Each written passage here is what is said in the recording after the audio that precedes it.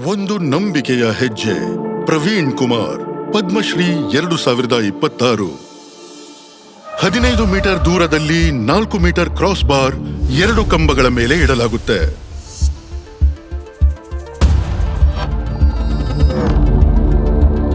ವರ್ಷಗಳ ಕಠಿಣ ಪರಿಶ್ರಮ, ಕೇವಲ 1 ನಿಮಿಷ ಮತ್ತು ಕೇವಲ 1 ಅವಕಾಶ.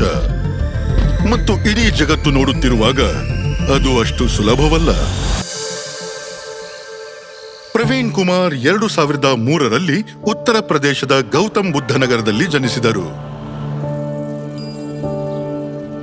ತನ್ನ ಶಾಲಾ ದಿನಗಳಲ್ಲಿ ಪ್ರವೀಣ್ ಅವರು ತನಗೆದುರಾದ ಪ್ರತಿ ಸವಾಲನ್ನು ಎದುರಿಸಿ ವಾಲಿಬಾಲ್ನಿಂದ ಹೈ ಜಂಪ್ಗೆ ಬದಲಾಯಿಸಲು ನಿರ್ಧರಿಸಿದರು. ಅವರಿಗೆ ಹೈ ಜಂಪ್ನ ಅವಕಾಶ ನೀಡಲು ತರಬೇತುದಾರರಿಗೆ ಇಷ್ಟವಿರಲಿಲ್ಲ. ಪ್ರವೀಣ್ ಗಾಯಗೊಂಡರೆ ಎಂಬ ಭಯ ಇತ್ತು. ಪ್ರವೀಣ್ ಅವರನ್ನು 8 ದಿನಗಳ ಕಾಲ ಮನವೊಲಿಸಿದರು.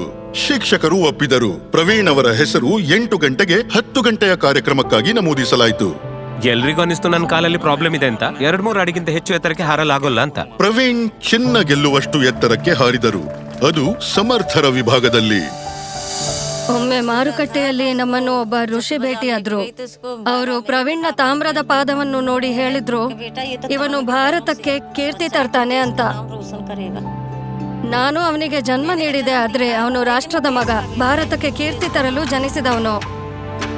ಪ್ರವೀಣ್ ಅವರ ಪ್ರತಿಭೆಗೆ ಅವರ ತರಬೇತುದಾರ ಡಾಕ್ಟರ್ ಸತ್ಯಪಾಲ್ ಸಿಂಗ್ ಅವರ ಮಾರ್ಗದರ್ಶನದಲ್ಲಿ ಉತ್ತಮ ನಿರ್ದೇಶನ ಮತ್ತು ವೇಗ ಸಿಕ್ಕಿತು. ಹೈ ಜಂಪ್ನಲ್ಲಿ ಯಶಸ್ವಿಯಾಗಲು ಒಬ್ಬರಿಗೆ ಉತ್ತಮ ಎತ್ತರ ಮತ್ತು ಕಾಲಿನ ಬಲ ಬೇಕು. ಪ್ರವೀಣ್ಗೆ ಎರಡೂ ಕೊರತೆ ಇತ್ತು. ಪ್ರವೀಣ್ಣನ್ನು ಮೊದಲ ಬಾರಿಗೆ ಭೇಟಿಯಾದಾಗ ಸಲೀಸಾಗಿ 1.80 ಮೀಟರ್ ದೂರ ದಾಟಿದನು. ತನ್ನ ಹಳೆ ದಾಖಲೆಗಳನ್ನು ಮುರಿದು ಹೊಸ ದಾಖಲೆ ಸೃಷ್ಟಿಸಬಲ್ಲ ಅಂತ ಅರಿವಾಯಿತು.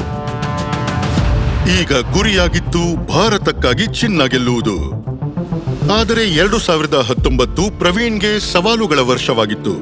ಗಾಯಗಳು ನಿರಂತರವಾಗಿ ಕಾಡುತ್ತಿದ್ದವು. ಆದರೆ ವಿಭಾಗದ ಹಠಾತ್ ಬದಲಾವಣೆಯು ಅವರನ್ನು ಅನುಮಾನಕ್ಕೆ ದೂಡಿತು. ಪ್ರವೀಣ್ ಬಿಟ್ಟುಕೊಡಲಿಲ್ಲ ಮತ್ತು 1 ವರ್ಷ ಶ್ರಮಿಸಿದರು.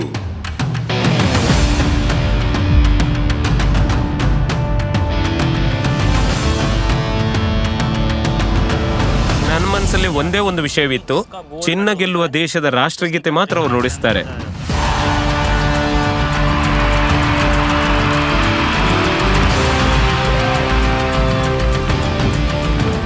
ಪ್ರವೀಣ್ ಗಮನಾರ್ಹ ಪ್ರದರ್ಶನ ನೀಡಿ 4 ಸ್ಪರ್ಧೆಗಳಲ್ಲಿ ಗೆದ್ದರು.